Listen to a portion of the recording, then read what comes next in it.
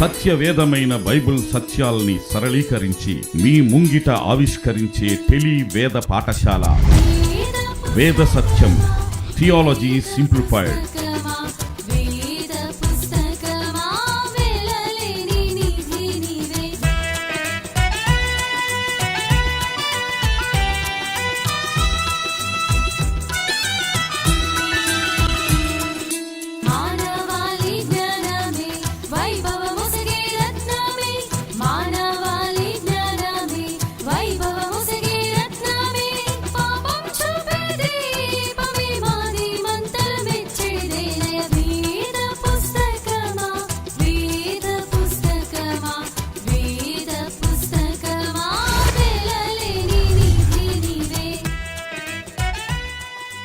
వేద సత్యం అన్న ఈ ధారావాహికకు శాంతి టీవీ వీక్షకులను, యూట్యూబ్ వీక్షకులను సాదరంగా ఆహ్వానిస్తున్నాం. యేసుక్రీస్తు వారి మహా ప్రశస్తమైన నామంలో వీక్షకులందరికీ కూడా శుభాభినందనలు తెలియజేసుకుంటున్నాం. ఈ వేద సత్యం అన్నటువంటి కార్యక్రమాన్ని మీరందరూ ఎంతో సాదరంగా ఆహ్వానించి ఆదరిస్తున్నందుకు మీకందరికీ కూడా కృతజ్ఞతలు తెలియజేసుకుంటున్నాం. బైబిల్ మీద ఈ మధ్యకాలంలో దుమారం ఎక్కువైంది. తెలిసిన వాళ్ళు, తెలియని వాళ్ళు, బైబిల్ అంటే గిట్టని వాళ్ళు, లేక తమ మతాన్ని ఎక్కువగా చూపించుకోవాలనుకున్న వాళ్ళు, బైబిల్ యొక్క ప్రత్యేకత వల్ల డిస్టర్బ్ అయిన వాళ్ళు ఎవరైనా కావచ్చు. బైబిల్ సరైన పుస్తకం కాదని, లేక దాన్ని బ్యాన్ చేసేయాలని, లేక బైబిల్ని మార్చేశారని, బైబిల్ ఇప్పుడు మన చేతిలో ఉన్న బైబిల్ ఒరిజినల్ కాదని, క్రీస్తును దేవుడిగా చేసే ప్రయత్నంలో నిజానికి ఆయన దేవుడు కానట్టు, అలా ఆయన దేవుడు చేసే ప్రయత్నంలో క్రైస్తవులే కాలక్రమంలో బైబిల్ని మార్చేసుకున్నట్టు, ఇలా కొంతమంది చెప్పుకొస్తూ ఉన్నారు, విమర్శ చేస్తూ ఉన్నారు. జకీర్ నాయక్ లాంటి వాళ్ళు, షఫీ లాంటి వాళ్ళు, కొంతమంది ముస్లిం సోదరులు, అపాలజిస్ బైబిల్ పైన ఇలాంటి విమర్శ చేస్తూ వస్తున్నారు. మనం కాసేపు ఆగి వాళ్ళ దివ్య గ్రంథాన్ని ఇలాగే కానీ ఎవరైనా విమర్శిస్తే, లేక మనమే విమర్శిస్తే, మీ పుస్తకాన్ని కూడా మీరు మార్చారని, మీ పుస్తకం మీ చేతుల్లో ఉన్నది ఒరిజినల్ కాదని ఇలాగే తిరిగి వారిని విమర్శిస్తే సమాధానం చెప్పడానికి వారి దగ్గర ఖచ్చితమైన జవాబులు ఉన్నాయా? వారు నిరూపించుకోగలరా వారి దివ్య గ్రంథానికి సంబంధించిన చారిత్రక నిబద్ధతను, లేక ఆ గ్రంథాన్ని మార్చలేదని కాలక్రమంలో వాళ్ళు ఖచ్చితంగా చెప్పడానికి దాఖలాల్ని చూపించగలరా? వాళ్ళు చూపించగలరో లేదో తెలియదు, కానీ బైబిల్ విషయానికి వస్తే మనకి ఈ రోజున పాత నిబంధన గ్రంథం, కొత్త నిబంధన గ్రంథం వెరసి పరిపూర్ణమైన బైబిల్ గ్రంథం, పరిశుద్ధ గ్రంథం, దేవుని దివ్య లేఖనాలు ఆనాడు ఎలా రాశారో అవి ఈనాటికి దాదాపు 4000 సంవత్సరాల తర్వాత కూడా యథాతథంగా మన చేతికి అందాయని చెప్పడానికి ఈ రోజున మనకు దాఖలాలు ఉన్నాయి. దీన్ని బట్టి మనం దేవుణ్ణి స్తుతించాలి. దాదాపు 4000 సంవత్సరాల క్రితం రాయడం మొదలెట్టిన బైబిల్, ఆ తర్వాత 2000 సంవత్సరాల క్రితం రాయడం ముగించినటువంటి బైబిల్, దీనికి ఉన్న నిబద్ధత ఏమిటో గతంలో మనం చరిత్రాత్మకత విషయంలో చూసాం. మరి ఇప్పుడు కొన్ని ప్రశ్నలు మనం వేసుకోవాలి.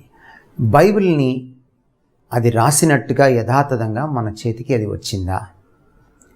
ఇన్ని వేల సంవత్సరాలు గతించిన తర్వాత మన చేతిలో మనం ఇప్పుడు వాడుతున్నటువంటి బైబిల్, అనేకమైన వేల భాషల్లోకి ట్రాన్స్లేట్ అయిన ఈ బైబిల్, ప్రపంచవ్యాప్తంగా అత్యంత ఎక్కువగా ముద్రితమయ్యే ఈ బైబిల్, ప్రపంచవ్యాప్తంగా అత్యంత ఎక్కువ కాపీలు ముద్రితమవుతున్న ఈ బైబిల్, చైనాలో సైతం 100 మిలియన్త్ కాపీ దాటివేసి, అంటే 1000 లక్షలు కాపీలు దాటి ముద్రితమైపోయిన ఈ బైబిల్ ఎంత మేరకు మన చేతికి వచ్చిన ఈ నేటి ఆధునిక బైబిల్ ఆనాటి ప్రాచీన బైబిల్కి దగ్గరగా ఉంది?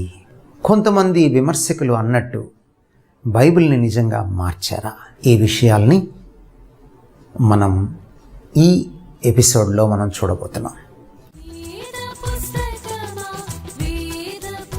ఇప్పటి వరకు బైబిల్ చరిత్రాత్మకత లేక చారిత్రక నిబద్ధత గురించి ఆలోచించి అధ్యయనం చేసిన మనం ఇప్పుడు బైబిల్ ప్రామాణికత గురించి అధ్యయనం చేయడానికి పూనుకుంటున్నాం. అంటే నాటి బైబిల్ నేటి వరకు భద్రపరచబడిందా అంటే అందులో ఉన్నటువంటి అక్షరాలు, అందులో ఉన్నటువంటి పదాలు, అందులో ఉన్నటువంటి సందేశం మార్పు చెందకుండా మన దగ్గరికి వచ్చిందా? ఆదిమ హెబ్రీ గ్రీకు భాషల్లో, ఇంకా చెప్పాలంటే కొన్ని భాగాలు అరమాయిక్ భాషల్లో ఒరిజినల్గా రచించినటువంటి ఈ దివ్య గ్రంథమైన దేవుని పరిశుద్ధ లేఖనమైన బైబిల్ గ్రంథం, ఈనాడు మనం వాడుతున్న బైబిల్ గ్రంథం ఒక్కటేనా? ఒకవేళ అలా భద్రపరిచి ఉంటే, అలా భద్రపరిచి ఉండడానికి కారణాలేంటి? భద్రపరచడానికి తీసుకున్న జాగ్రత్తలేంటి? ఇలాంటి అనేకమైన విషయాలను ద కెనానిసిటీ ఆఫ్ ద బైబిల్ ప్రామాణికతలో మనం అధ్యయనం చేయడం మొదలెట్టాం. బైబిల్ కెనానిసిటీ, బైబిల్ ప్రామాణికత అంటే ఏమిటో మనం చూద్దాం. మొదట క్యానన్ అనేటువంటి ఈ పదం క్యానన్ అనేటువంటి గ్రీకు పదం నుంచి, లేక ఖనే అనేటువంటి హెబ్రీ పదం నుంచి పుట్టింది. క్యానన్ అంటే ఏమిటి? ఎటిమాలజీలోకి వెళ్ళి చూస్తే వ్యుత్పత్తార్థం అంటే అది పుట్టినప్పుడు దాని అర్థం ఏమిటని చూస్తే ఒక రెమ్మ లేక చెట్టు గొమ్మ లేకపోతే ఒక రెల్లు అని అర్థం. కాలక్రమంలో ఈ క్యానన్ అన్నది ఒక కొలిచే కర్రగా మారింది. అంటే క్యానన్ అంటే కొలిచే కర్ర. కాబట్టి క్యానన్ని ఎలా వాడడం మొదలుపెట్టారంటే ఈ పదం క్యానన్ అంటే దేనికైనా ఒక కొలమానాన్ని నిర్ణయిస్తే దాన్ని క్యానన్ అని అన్నారు. కాబట్టి క్యానన్ అని అంటే ఏమిటంటే కొలమానం. సో క్యానన్ అంటే కొలమానం, నియమం అని మనం అనుకోవచ్చు, లేక ప్రమాణం అని కూడా మనం తెలుగులో అనుకోవచ్చు. బైబిల్ క్యానన్ ఎలా ఏర్పడింది అని మనం చూస్తే ఈ దివ్య రచనలు అంటే మనకి ఇప్పుడు బైబిల్లో 66 పుస్తకాలు ఉన్నాయి, అంటే 66 రచనలు ఉన్నాయి. ఈ దైవ సంబంధితమైన ఈ దివ్య రచనల సమాహారం, వీటిని ఒక దగ్గరికి కూర్పు చేశారు, సంకలనం చేశారు. ఈ సంకలనం చేసేటప్పుడు ఒక ప్రామాణికతను పాటించారు. ఆ ప్రామాణికతని అంటే ఏ పుస్తకాలని చేర్చాలి, ఏ పుస్తకాలని చేర్చకూడదు అన్న ప్రామాణికత. సో ఆ ప్రామాణికతనే ఏమన్నానంటే బైబిల్ క్యానన్ లేక క్యానన్ అన్నారు. ఒక అనుమానం ఇక్కడ పడుసూపుతుంది. కొంతమంది మత పెద్దలు, యూదు పెద్దలు లేక సంఘస్థులు, సంఘ పెద్దలు, క్రైస్తవ నాయకులు కూర్చొని కొన్నింటిని బైబిల్లో చేర్చి, అంటే కొన్ని రచనల్ని కొన్నింటిని పక్కన పడేశారు. కాబట్టి ఈ ప్రామాణికత ఈ పెద్దల నుంచే వచ్చింది అనుకునే ప్రమాదం ఉంది. కానీ అది వాస్తవం కాదు. Canon is not an authorized collection of writings or books. Rather, canon is a collection of authorized books అన్నారు. అంటే ఒక అధికారికంగా వీరే ఒక ప్రమాణాన్ని పెట్టుకుని ఈ పుస్తకాలని ఉంచాలి, ఈ పుస్తకాలని తీసేసుకోవాలి అని అనుకొని కొన్ని నచ్చిన పుస్తకాల నుంచి కొన్ని నచ్చని పుస్తకాలని తీసివేసేటువంటి ఒక కలెక్షన్, అధికారికమైనటువంటి ఆమోదయోగ్యమైన కలెక్షన్ కాదు అది. కానీ ఆమోదయోగ్యమైన అధికారికమైన దైవావేస్తమైన పుస్తకాలను కలెక్ట్ చేయడం, సంకలనం చేయడం క్యానన్ అన్నమాట. అంటే వీరే ఒక పుస్తకాన్ని, నచ్చిన పుస్తకాన్ని దైవావేస్తమైన పుస్తకమని, ఒక నచ్చని పుస్తకాన్ని, ఇష్టం లేని పుస్తకాన్ని, వీళ్ళకు విరుద్ధంగా ఉన్న పుస్తకాన్ని దైవావేస్తం కాదని పక్కన పడేసినటువంటి కలెక్షన్ కాదు ఇది అని మొదట మనం అర్థం చేసుకోవాలి. మరి ఎలాంటి కలెక్షన్ ఇది? ఎటువంటి సంకలనం, కూర్పిది? ఈ 66 పుస్తకాలను ఒకచోటకి ఎలా తెచ్చారు అని మనం చూస్తే అప్పటికే దైవావేశితమైనటువంటి పుస్తకాలు అందుబాటులో ఉన్నాయి. దేవుడు తన ప్రవక్తల ద్వారా, అపోస్తల ద్వారా, తన బిడ్డల ద్వారా, తన ప్రతినిధుల ద్వారా ఆయా సమయాల్లో ఆయా విధాలుగా తన ప్రత్యక్షతను వారికి చెప్పి చూపించి ఆయన రాయించిన పుస్తకాలు, రచనలు ఉన్నాయి. అలా తమంతట తామే అధికారం కలిగినటువంటి, లేక తమంతట తామే ప్రమాణం కలిగినటువంటి, స్వీయ ప్రమాణం కలిగినటువంటి దైవావేశితమైన పుస్తకాలను ఒక్కచోటకి తీసుకురావడమే, ఒక్క సంకలనంగా గుదిగుచ్చడమే క్యానన్ అంటే అని మనం అర్థం చేసుకోవాలి. కాబట్టి సంఘ పెద్దలో, యూదు మత పెద్దలో, లేక ఇంకెవరో కావాలని కొన్ని పుస్తకాలను ఒకచోట చేర్చినటువంటి సంకలనం కాదిది. అటువంటి ప్రమాణం కాదు. ప్రమాణం మనుషుల నుంచి రాలేదు. దేవుడు రాయించిన పుస్తకాల నుంచే వచ్చిందని మనం అర్థం చేసుకోవాలి. అయితే ఇక్కడ కొన్ని ప్రశ్నలు తలెత్తుతాయి. మనం బైబిల్ ప్రామాణికత గురించి ఆలోచించేటప్పుడు ఈ ప్రశ్నలు చాలా ప్రాముఖ్యమైనవి. ఈ 66 పుస్తకాలనే ఎందుకు సేకరించారు? వాటి ప్రత్యేకత ఏంటి? మిగిలిన పుస్తకాలను ఎందుకు తృణీకరించారు? వాటి పరిస్థితి ఏమిటి? ఈ 66 పుస్తకాలను దివ్య పుస్తకాలుగా ఎంచడానికి కారణాలేంటి? ఈ 66 పుస్తకాలు సేకరణ ముగిసిందా? ఇంకా ఏమైనా 67వ పుస్తకం 68వ పుస్తకం లాంటిది ఏమైనా మిగిలిపోయిందా? దివ్య గ్రంథాలు అంటే దైవావేశితమైన కొన్ని గ్రంథాలను ఏమైనా వదిలేశారా? లేక ఈ సేకరణ ప్రక్రియ ముగిసిపోయిందా? అంటే క్యానన్ క్లోజ్ అయిందా? ఇలాంటి ప్రశ్నలు చాలా ప్రాముఖ్యం. ఈ ప్రశ్నలకు కూడా మనం ఈ అధ్యయనంలో మనం సమాధానం చెప్పుకోవాలి. మొదట క్యానన్ అంటే ఏంటో తెలుసుకున్నాం కనుక ఇప్పుడు అసలు ఈ క్యానన్ ఎలా సాధ్యపడింది, ద పాసిబిలిటీ ఆఫ్ క్యానన్ గురించి మనం చూద్దాం. ఎందుకు క్యానన్ సాధ్యపడింది అని మనం చూసేటప్పుడు మొదట మనం పాత నిబంధన నుంచి వద్దాం. ఓటీ క్యానన్, పాత నిబంధన ప్రామాణికత ఎలా ఏర్పడింది? అసలు ఈ ప్రామాణిక గ్రంథాలను లేక దైవావేశితమైన ఈ గ్రంథాలను భద్రపరచాలని వాళ్ళకి ఎందుకు అనిపించింది?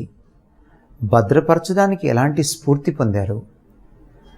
ఈ రోజు వరకు ఆ గ్రంథాలు యథాతథంగా మన చేతికి సందేశం మారకుండా, సత్యాలు మార్చకుండా మన చేతికి చేరడానికి కారణమైనటువంటి లేక సాధ్యపడినటువంటి ఆ పరిస్థితులు ఏమిటి అన్న విషయాల్ని మనం చూద్దాం. మొదటిది, దేవుడే తన వ్రేలితో తన వాక్యాన్ని రాసి ఇచ్చినట్టుగా మనం ఆ సినాయి పర్వతం దగ్గర మోషేతో ఆయన మాట్లాడినప్పుడు, ఆ మొదటి 10 ఆజ్ఞల ఫలకల్ని ఇచ్చినప్పుడు, ధర్మశాస్త్రాన్ని ఇచ్చినప్పుడు మనకి అర్థమైంది. నిర్గమకాండము 31వ అధ్యాయం 18వ వచనం మనం చదివితే, ఆ తర్వాత దేవుడు తన వాక్యాన్ని అంతిమ ప్రమాణంగా ఎంచమని ఆజ్ఞాపించడం కూడా మనకి పాత నిబంధనలో కనపడుతుంది.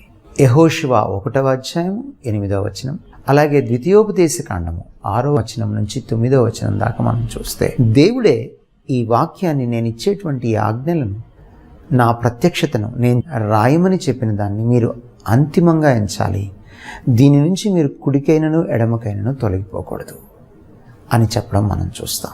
మూడో విషయం, దేవుడే తన వాక్యాన్ని రాసి లేక రాయించి భద్రం చేయమని ఆజ్ఞాపించడం కూడా మనం పాత నిబంధనలో స్పష్టంగా చూస్తాం. నిర్గమకాండం 17వ అధ్యాయం 14వ వచనం, ద్వితీయోపదేశకాండం 31వ అధ్యాయము, అలాగే యెషయా గ్రంథం 30వ అధ్యాయం, అలాగే హబకుక్కు 2వ అధ్యాయం 2వ వచనం. ఈ వచనాలన్నీ మనం చదివిన తర్వాత దేవుడే తన వాక్యాన్ని భద్రం చేయమని తన ప్రజలైన యూదులకు ఆజ్ఞాపించినట్టుగా మనం చూస్తాం. నాలుగో విషయం, వీటన్నిటి ఫలితంగా అంటే దేవుడే వాక్యాన్ని ఇచ్చాడని స్వయంగా తాను తన స్వహస్తాలతో రాసినది కానీ, తన ప్రవక్తల ద్వారా తెలియచేసింది కానీ, మొత్తానికి దేవుడే వాక్యాన్ని ఇచ్చాడు. ఆ వాక్యాన్ని అంతిమ ప్రమాణంగా ఎంచమని, అంతేకాదు ఆ వాక్యాన్ని భద్రపరిచి తరతరములకు దాన్ని పాసాన్ చేయాలని, దాన్ని తెలియచేయాలని, అందించాలని దేవుడు ఆజ్ఞాపించడం వల్ల యూదులు ధర్మశాస్త్రాన్ని, దేవుని వాక్యాన్ని పరమ పవిత్రంగా భావించి దాన్ని పదిలంగా కాపాడుకుంటూ వచ్చి దానికి నకలు పత్రాలు అంటే రిటర్న్ కాపీస్, వ్రాతతో రాసినటువంటి రాత ప్రతులను, నకలు ప్రతులను వాళ్ళు తయారు చేసుకుని భద్రపరిచినట్టుగా మనం చూస్తాం. తత్ఫలితంగా ఈ రోజుకి పాత నిబంధన యథాతథంగా మనకు చేరడానికి సాధ్యపడింది. ఇకపోతే కొత్త నిబంధన దగ్గరికి వచ్చి చూసేటప్పటికి మనకి మొట్టమొదటి విషయం ఏంటంటే, యేసుక్రీస్తు వారు పాత నిబంధనను అంగీకరించడం, అంతేకాదు తాను వెళ్ళి వేరొక ఆదరణకర్తను అనగా సత్యస్వరూపి అయిన ఆత్మను పంపిస్తానని, ఆయన మీకు అన్ని విషయాలను తెలియచేస్తాడని ఆయన చెప్పడం మనం చూస్తాం. లూకాసు వార్త 24:44 మనం చదివితే పాత నిబంధనలో 3 భాగాలు ఉన్నాయి. ఒకటి తోరా అంటే అది ధర్మశాస్త్రం, రెండవది ప్రాఫిట్స్ ప్రవక్తలు, మూడవది రచనలు అంటారు వాళ్ళు, యూదులు. అంటే కీర్తనలు మొదలుకొని అనేకమైన రచనలు. ఈ 3 భాగాలు ఉన్నాయి పాత నిబంధనలో, యూదులు చేసినటువంటి విభాగాలు పాత నిబంధనని. సో ఈ 3 భాగాలని కూడా యేసుక్రీస్తు వారు ఆమోదించడం సుస్పష్టంగా మనకి లూకా సువార్త 24:44లో కనపడుతుంది. కనుక యేసుక్రీస్తు వారు ఎండార్స్ చేశారు దేవుని వాక్యాన్ని, అంటే ఆయన ఆమోదించి ముద్ర వేశారు, ఇది దేవుని వాక్యము అని. ఈ విషయాలను మనం ఇంకా లోతుగా తర్వాత అధ్యాయాల్లో మనం తెలుసుకుంటాం, తర్వాతి ఎపిసోడ్స్లో మనం తెలుసుకుంటాం. రెండవ విషయం, అపోస్తలులు ఎవరైతే దేవుని వాక్యాన్ని రాసి మనకిచ్చారో కొత్త నిబంధనలో, ఈ అపోస్తలులు తమ రచనలను దైవాజ్ఞలుగా ఎంచమని భావించమని సంఘాలకు ఆజ్ఞ ఇచ్చినట్టుగా మనం చూస్తాం. 1 కొరింథీ పత్రిక 2:13 మనం చూస్తే, మనుష్య జ్ఞానము నేర్పు మాటలతో కాక ఆత్మ సంబంధమైన సంగతులతో సరిచూచుచు ఆత్మ నేర్పు మాటలతో వీటిని గూర్చియే మేము బోధించుచున్నాము. కాబట్టి మేము ఏదైతే మీకు బోధిస్తున్నామో అది మేము చెప్పేది కాదు, దైవావేశం వల్ల, దేవుని ఆత్మావేశం వల్ల మేము మీకు తెలియచేస్తున్నాం. కాబట్టి దీనికి ఒక ప్రమాణం ఉంది, ఇది మీకు భవిష్యత్తులో ప్రమాణం అవుతుంది, దీనికి మించిన ప్రమాణం లేదు అని వాళ్ళు చెప్పడం మనం చూస్తాం. ఇంకా మనం వెళ్ళి 1 కొరింథీ 14:37 మనం చూస్తే, 2వ అధ్యాయం నుంచి 14వ అధ్యాయంలోకి వెళ్తే, ఎవడైనను తాను ప్రవక్తనైని అయినను ఆత్మ సంబంధినని అయినను తలంచుకొనిన ఎడల నేను మీకు వ్రాయుచున్నది ప్రభు యొక్క ఆజ్ఞలని అతడు దృఢముగా తెలుసుకొనవలెను.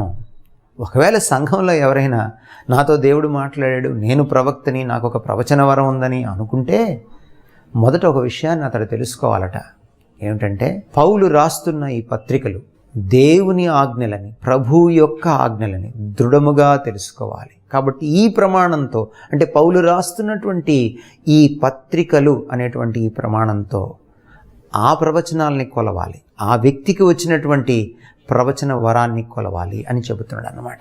ఇంకా మనం ముందుకెళ్ళి చూస్తే గలతీ పత్రిక 1:8 మేము మీకు ప్రకటించిన సువార్త కాక మరి ఒక సువార్తను మేమైనను పరలోకం నుండి వచ్చిన యొక్క దూత అయినను మీకు ప్రకటించిన ఎడల అతడు శాపగ్రస్తుడవునుగాక. ఈరోజు చెప్తున్నట్టుగా ఎవరు ఇష్టం వచ్చిన సువార్త వాళ్ళు చెప్తున్నారు. అంటే మీరు మా చర్చికి వస్తే, లేకపోతే మాకు డబ్బులు ఇస్తే మీకు సుఖభోగాలు అబ్బుతాయి, మీకంతా మంచే జరుగుతుంది, మీ అమ్మాయికి పెళ్ళవుతుంది, మీ ఆయనకి ప్రమోషన్ వస్తుంది, నీ కడుపులో కణితి మాయమైపోతుంది, ఇలాంటి సువార్త చెప్తున్నారు. పాపం గురించి కానీ, క్రీస్తు శిలువ గురించి కానీ, క్రీస్తు పునరుద్ధానం గురించి కానీ అపోస్తలులు చెప్పిన సువార్తను మర్చిపోయారు, మాసిపోయేలా చేశారు. అపోస్తలుడైన పౌలు గలతీ పత్రికలో చెప్తున్నాడు, మేము చెప్పిన ఈ సువార్త ప్రమాణం, ఈ సువార్త తప్ప వేరొక సువార్త ఎవరైనా చెప్తే, అది మేమైనా సరే దేవదూతలైనా సరే, వాళ్ళు శాపగ్రస్తులు. అంటే అపోస్తలులు చెప్పిన సువార్త రాబోయేవారు చెప్పబోయే సువార్తలన్నిటికీ ప్రమాణం అన్నమాట. కాబట్టి అపోస్తలుల మాటలు, అపోస్తలుల ప్రబోధం, అపోస్తలుల సువార్త, అపోస్తలులు రాసినటువంటి వాక్యం ప్రమాణమైంది అని వారే చెప్పారు సుస్పష్టంగా. అంతేకాదు, 1 తెస్సలోనికీయులకు రాసిన పత్రిక 2:13 మీరు చదివితే, ఆ హేతువు చేతను మీరు దేవుని గూర్చిన వర్తమాన వాక్యము మా వలన అంగీకరించినప్పుడు మనుషుల వాక్యమని ఎంచక అది నిజముగా ఉన్నట్టు దేవుని వాక్యమని దాన్ని అంగీకరించేది గనుక మేమును మానక దేవునికి కృతజ్ఞతాస్తుతులు చెల్లించున్నాము. ఆ వాక్యమే విశ్వాసులైన మీలో కార్యసిద్ధి కలుగచేయుచున్నది. అంటే అపోస్తలులు ఏదైతే ప్రబోధించారో ఆ వాక్యము విశ్వాసులలో దేవుని కార్యం జరిగిస్తున్నది. అంటే వాళ్ళు పవిత్రతలో ఎదగడానికి, వారు క్రీస్తు సారూప్యతలోకి మారడానికి, వారి క్యారెక్టర్ రూపాంతరం చెందడానికి ఆ వాక్యము ప్రభావితమైంది, శక్తి కలిగినదని చెప్తున్నారు అన్నమాట. కాబట్టి మొదటిది యేసుక్రీస్తు వారు వాక్యాన్ని ఆమోదించడం, రెండవది అపోస్తలులు తాము చెప్తున్న ప్రబోధం కానీ, తాము రాస్తున్న పత్రికలు కానీ, సువార్తలు కానీ అవి ప్రామాణికమని చెప్పడం. ఇకపోతే మూడో విషయం, కొత్త నిబంధన ప్రామాణికత ఎలా సాధ్యమైంది అన్న విషయాన్ని మనం ఆలోచన చేస్తే, మూడో విషయం ఏంటంటే, అపోస్తలులు తమ రచనలను నకలు పత్రాలుగా లేక ప్రతులుగా చేసి సంఘాలలో చదవమని ఆజ్ఞాపించారు. మీరు కాపీస్ చేసి రకరకాల సంఘాలకి వాటిని సర్క్యులేట్ చేసి డిస్ట్రిబ్యూట్ చేసి మీరు సంఘాల్లో చదవండి అని చెప్పడం మనం చూస్తాం. మీరు కొలస్సీ పత్రిక 4వ అధ్యాయం 16వ వచనం చదివితే, ఈ పత్రిక మీరు చదివించుకున్న తరువాత లవొదికీయ సంఘము వారి సంఘంలోనూ చదివించండి. లవొదికీయకు రాసి పంపిన పత్రికను మీరును చదివించుకొనండి. అంటే వాళ్ళకి చెప్తున్నాడు కొలస్సీయులకి, కొలస్సీయులు అయినటువంటి మీకు నేను రాసిన పత్రికని లవొదికీయులకు పంపించండి, ఆ సంఘానికి పంపించండి. ఆ సంఘానికి నేను రాసిన పత్రికను మీ సంఘానికి కూడా తెప్పించుకోండి. అలా మీ సంఘంలో నేను మీకు రాసిన పత్రికను చదివి దాని కాపీని అక్కడికి పంపించండి, వారు చదువుకుంటారు.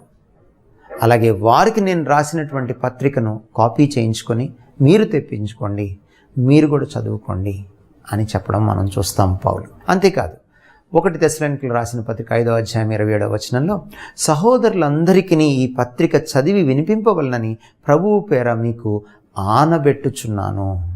ఒక ఆజ్ఞ జారీ చేశాడు. నేను రాస్తున్న ఈ పత్రికలు మీరు సహోదరులందరికీ చదివి వినిపించాలి. కాబట్టి ఆ రోజుల్లో కాపీ చేయడము, దాన్ని సర్క్యులేట్ చేయడము, దాన్ని సంఘాల్లో చదివి వినిపించడము ఒక పరిపాటి అయింది, ఒక సంప్రదాయం అయింది, ఒక ప్రమాణమైంది. కాబట్టి ఈ క్యానన్ ఎలా పాసిబుల్ అయిందంటే, పాత నిబంధనలో దేవుడే తన స్వహస్తాలతో రాసివ్వడం, ఆ తర్వాత దేవుడు ప్రవక్తలను ఆయా వ్యక్తులను పిలిచి వారికి తన ప్రత్యక్షతనిచ్చి ఆయన రాయమని చెప్పడం, దాన్ని భద్రపరచమని చెప్పడం, అంతేకాదు దాన్ని తరతరములకు తెలియచేయమని చెప్పడం, దాని నుంచి కుడికైనను ఎడమకైనను మీరు తిరగకూడదని చెప్పడం, దాన్ని అంతిమ ప్రమాణంగా ఎంచమని చెప్పడం, వీటన్నిటి కారణంగా యూదులు పరమ పవిత్రంగా పదిలంగా పాత నిబంధనను లేఖనాలను భద్రపరిచి ఈ రోజు వరకు మనకి ఇవ్వడానికి వీలైంది. కాబట్టి వాళ్ళు దాంట్లో కలపడానికి కానీ ఏదైనా ఒక పదాన్ని లేక తీసివేయడానికి కానీ వాళ్ళు కలపడానికి చెరపడానికి వెరిచారు, భయపడ్డారు. కనుక దాన్ని చాలా జాగ్రత్తగా యథాతథంగా మనకు అందించడానికి వీలైంది. అలాగే కొత్త నిబంధనకు వచ్చేటప్పటికి కొత్త నిబంధన రచయితలు అపోస్తలులు ముఖ్యంగా తమ రచనలు దేవుని నుంచి వచ్చాయని, తమ ప్రమోదం దేవుని నుంచి వచ్చిందని, ఇది మేము చెప్తున్నది కాదని తెలియజేశారు. అంతేకాకుండా దాన్ని అక్షర రూపం చేశారు, లిపిబద్ధం చేసిన తర్వాత ఆ పత్రికలను సంఘాలకు పంపించారు.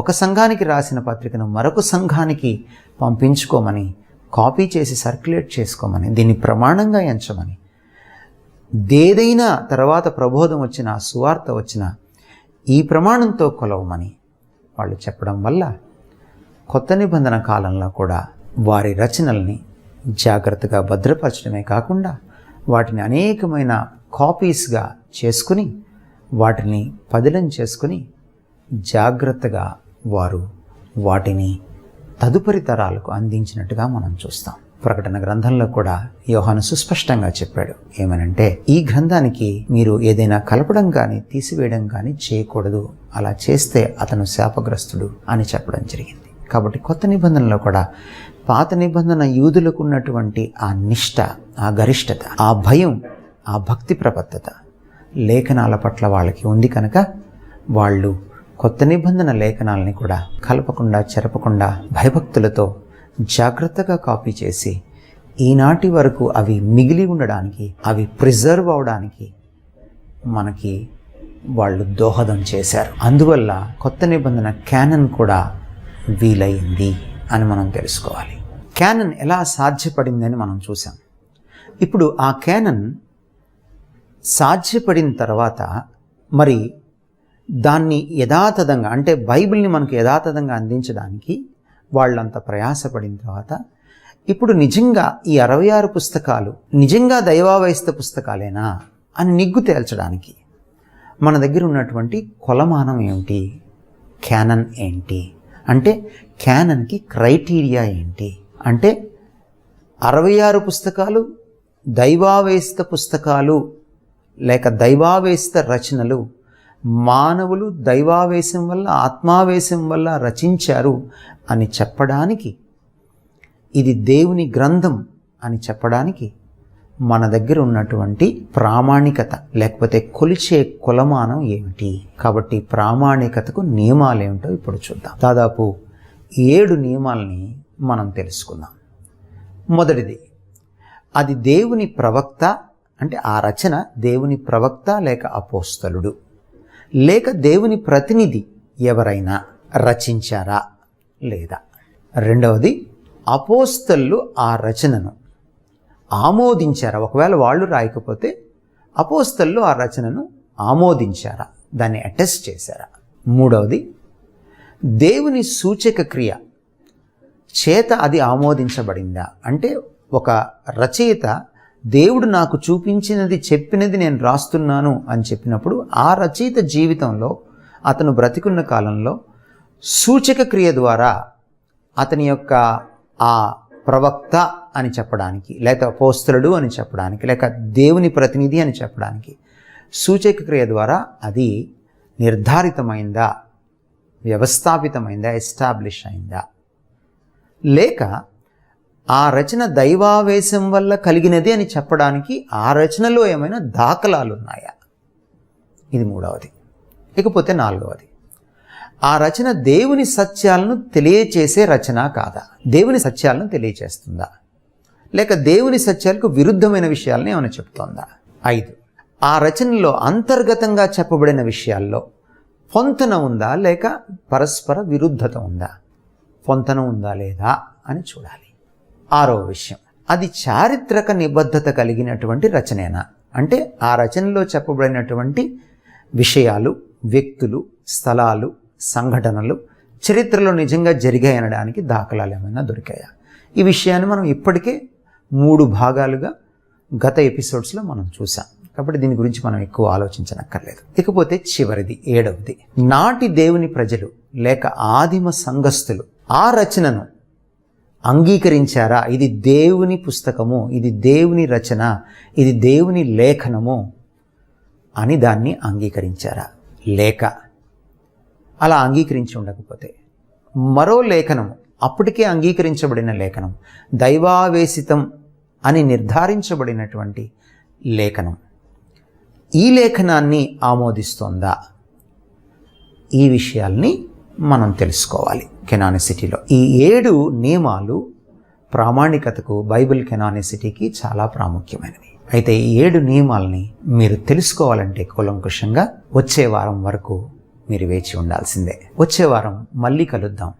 బైబిల్ కెనానిసిటీ లేక బైబిల్ క్యానన్ గురించి, ప్రామాణికత గురించి మరిన్ని విషయాలు మనము రాబోయే ఎపిసోడ్స్లో నేర్చుకుంటాం. మీరు ఈ ప్రోగ్రాం మీకు నచ్చినట్లయితే యూట్యూబ్ ఛానల్ని, ప్రకాష్ గంటెల అనే యూట్యూబ్ ఛానల్ని మీరు సబ్స్క్రైబ్ చేయండి. మీకు రిమైండ్ చేయడానికి బెల్ ఐకాన్ని ప్రెస్ చేయండి. మీ స్నేహితులకు ఎవరికి ఇది ఆశీర్వచనంగా ఉంటుందని మీరు తలుస్తారో అటువంటి వారికి దీన్ని మీరు షేర్ చేయండి. అప్పటి వరకు సెలవు. ప్రభునామంలో వందనాలు. Thank you.